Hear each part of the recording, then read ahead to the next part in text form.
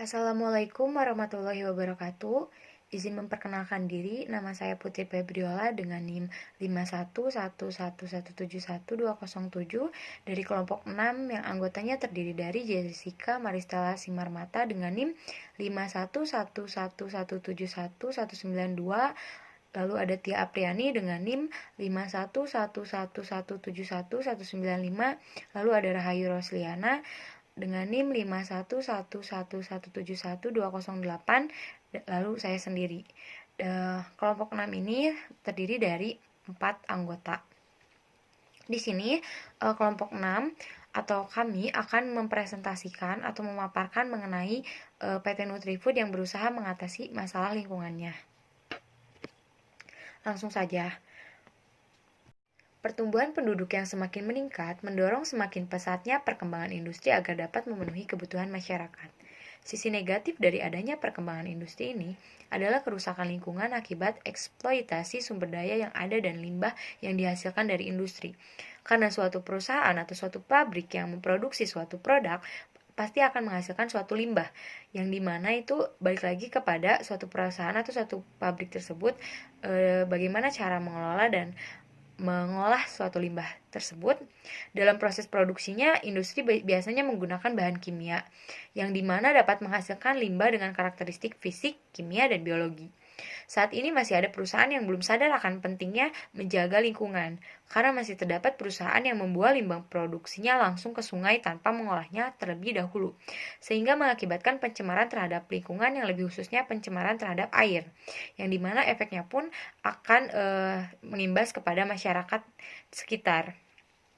Pencemaran air merupakan peristiwa masuknya zat atau komponen lain ke dalam perairan. Dampaknya membuat air tercemar dan kualitas air menurun. Padahal air, khususnya air bersih, memegang peranan penting dalam kehidupan makhluk hidup.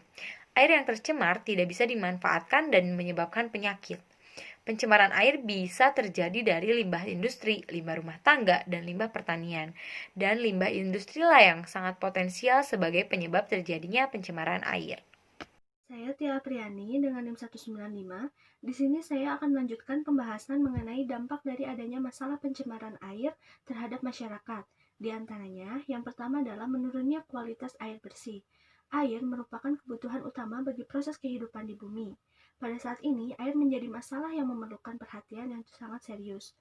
Untuk mendapatkan air yang baik sesuai dengan standar semakin sulit untuk didapatkan. Hal ini dikarenakan air sudah banyak tercemar oleh berbagai macam limbah sehingga menyebabkan kualitas air menurun, begitupun dengan kuantitasnya. Yang kedua adalah air yang tercemar tidak dapat dimanfaatkan. Karena air tersebut telah banyak tercemar bakteri dan juga zat yang berbahaya, maka air tersebut tidak baik untuk kesehatan. Dan yang ketiga adalah menyebabkan penyakit. Yang keempat adalah air memiliki rasa dan bau yang tidak sedap. Dan kelima adalah terganggunya lingkungan hidup, ekosistem, dan keanekaragaman hayati. Dan yang keenam adalah menurunnya jumlah oksigen. Air yang tercemar mengandung berbagai macam larutan yang akan menghalangi sinar matahari masuk ke dalam air tersebut, sehingga tumbuhan air kesulitan melakukan fotosintesis dan tidak dapat menghasilkan oksigen. Dan yang ketujuh adalah meningkatkan kecepatan reaksi kimia. Air yang tercemar adalah air yang telah mengandung aneka bahan polutan. Ketika air banyak mengandung bahan kimia, hal ini akan meningkatkan kecepatan reaksi kimia yang terjadi di dalam air. Dan yang terakhir adalah mengganggu kesuburan tanah. Hal ini terjadi karena air akan meresap ke tanah yang berakibat tanah tersebut ikut mengandung berbagai bahan polutan, otomatis tanah tersebut tidaklah subur. Selanjutnya, ada pembahasan mengenai reaksi masyarakat akibat dampak pencemaran air. Dengan terjadinya pencemaran air, tentunya masyarakat memberikan reaksi yang kurang baik, karena mereka banyak sekali merasakan dampak dari pencemaran air tersebut. Seperti akses mereka dalam mendapatkan air bersih yang semakin berkurang, dan mereka juga terganggu oleh bau air yang kurang enak yang dapat mengganggu pernafasan. Masyarakat juga menganggap bahwa limbah yang dihasilkan oleh perusahaan berbahaya bagi lingkungan dan sulit untuk diatasi dan tidak dapat dimanfaatkan oleh masyarakat sekitar. Penanggulangan terhadap pencemaran air perlu dilakukan oleh berbagai pihak, baik itu industri dan juga masyarakat. Jika penanggulangan yang dilakukan oleh industri dilakukan dengan pembangunan IPAL atau instalasi pengolahan air limbah, Peran penanggulangan yang dilakukan oleh masyarakat terhadap pencemaran air ini adalah dengan cara memberikan pengertian mengenai perilaku masyarakat untuk dapat melakukan rehabilitasi apabila terjadi pencemaran air.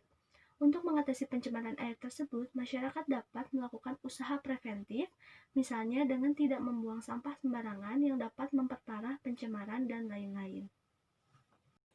Perkenalkan, nama saya Jessica Maristela Simarmata dengan akhirannya 192. Di sini saya akan sedikit menjelaskan tentang profil perusahaan yang telah kelompok kami ambil. Kelompok kami mengambil PT Nutrifood Indonesia dengan sektor industri makanan dan minuman kesehatan. PT Nutrifood Indonesia didirikan di Semarang pada tanggal 2 Februari 1979 dan didirikan oleh Hari Budiarto Darmawan, MSC. Lokasi perusahaan PT Nutrifood Indonesia terdapat dua lokasi, yaitu lokasi pertama berada di Jalan Rawabali 2 nomor 3, kawasan industri Pulau Gadung, Jakarta Timur, yaitu lokasi perkantoran PT Nutrifood Indonesia.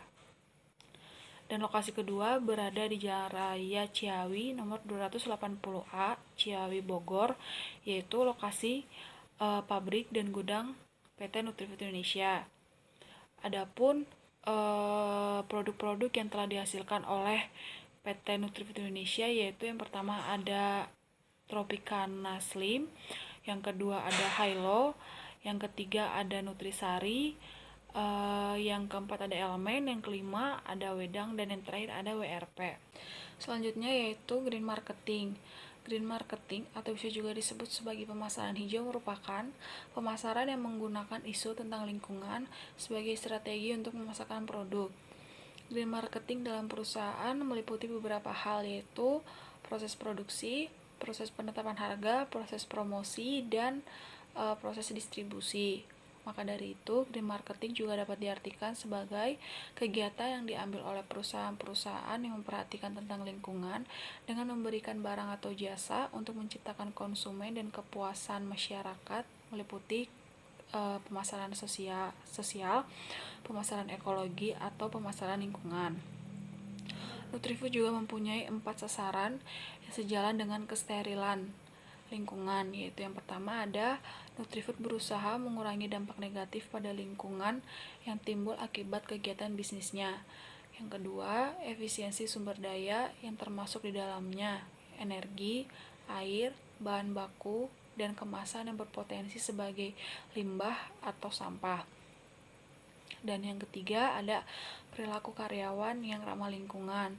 Lalu selanjutnya pada poin yang terakhir akan dijelaskan oleh rekan saya. Nama saya Rahya Rosliana, NIM 208. Di sini saya akan melanjutkan pembahasan poin keempat mengenai sasaran yang sejalan dan kelestarian lingkungan.